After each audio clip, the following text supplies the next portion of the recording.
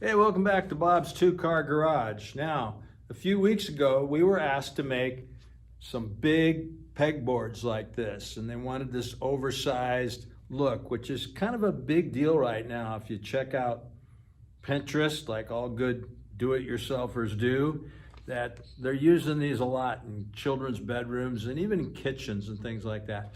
Stick around, I'm going to show you how we made it. Hi, my name is Bob, and I love my two-car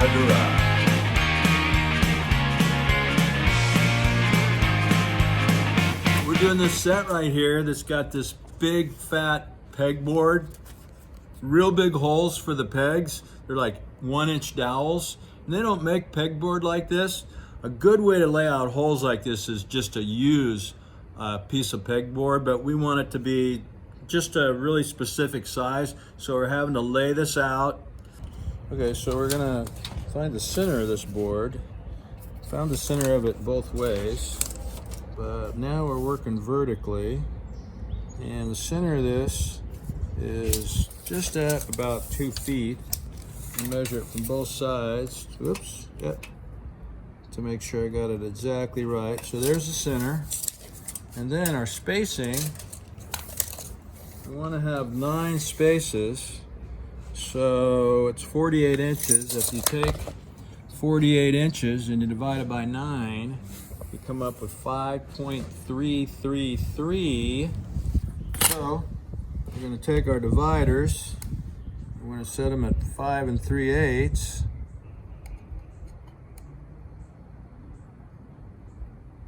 And then we're going to use our dividers to divide up this board into equal spaces. So we'll go like that. Swing our dividers around and keep doing that until we end up at the end, and this way we have much less margin for error. All right, so we got it all laid out. We got little marks spaced out evenly around the edges of our board. And now we're just gonna use a big T-square, drywall T-square to draw some lines. We could make marks on both sides to be a little more accurate, but this is gonna be pretty accurate. So we're gonna skip that step and draw some nice lines going both ways. And we're gonna trust the squareness of our T-square to lay this all out. I think it's gonna work great. And a bunch of lines this way. I think I can just make marks right there where I need them. And that way, I don't have to sand so much. This big drywall square works great. We use it a lot. All right, so we bought a couple of cool contraptions here to drill these holes, because we got a bunch of holes that we have to drill. We want them to be perfectly straight. We want them to be perpendicular to the surface of the wood. Could do this on a drill press if it wasn't so big, but obviously you can't get this big piece of wood underneath the drill press. So we bought a couple of contraptions. This one right here holds the bit while you drill, but we found out that it doesn't go deep enough, so we couldn't use this one. We bought this one that is a lot more complicated, but it does a lot of cool stuff.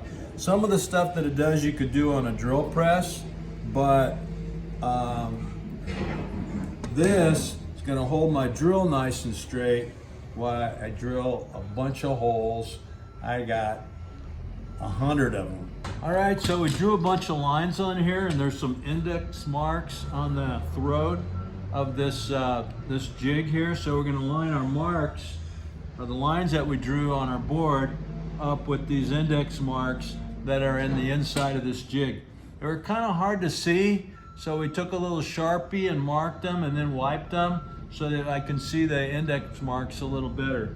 Here we go.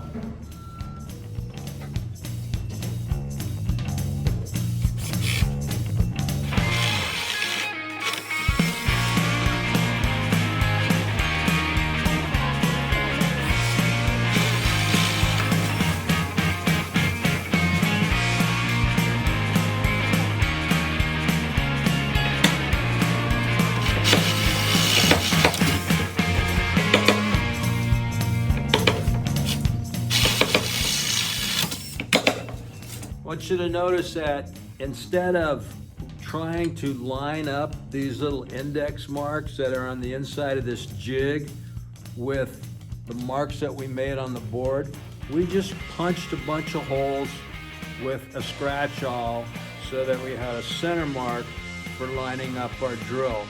Went a lot faster and it was a lot more accurate. Took way too much time to try to manipulate this thing around and get it in the correct position.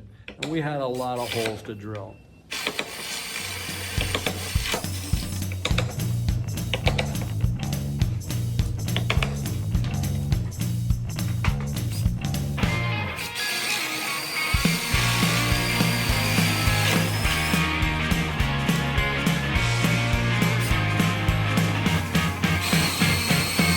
You noticed for drilling those holes that we used a nice sharp Forstner bit. Really important to get a nice good bit so you don't get any tear out on either side.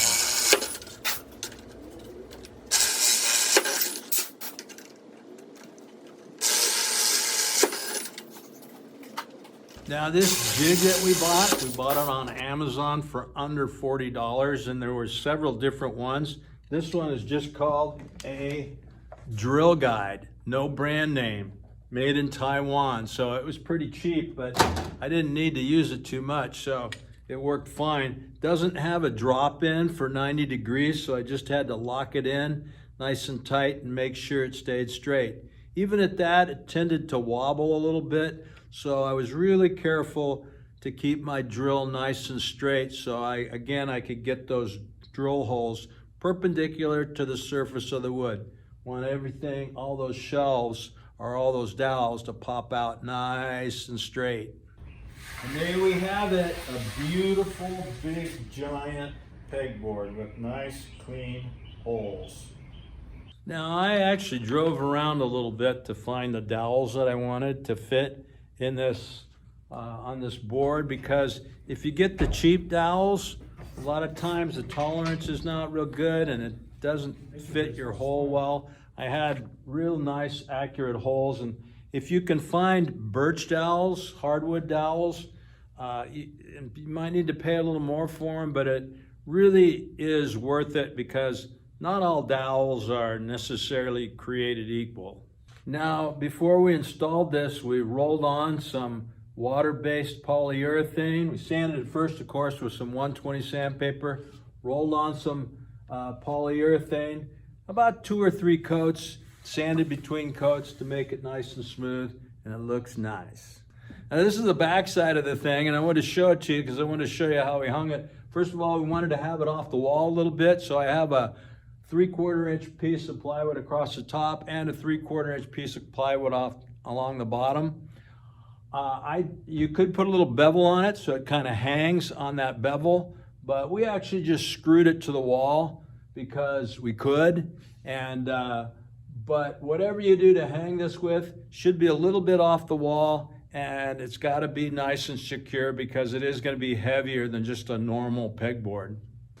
Now this is how we did our shelving. We did some different lengths so that they would have some options for putting things on.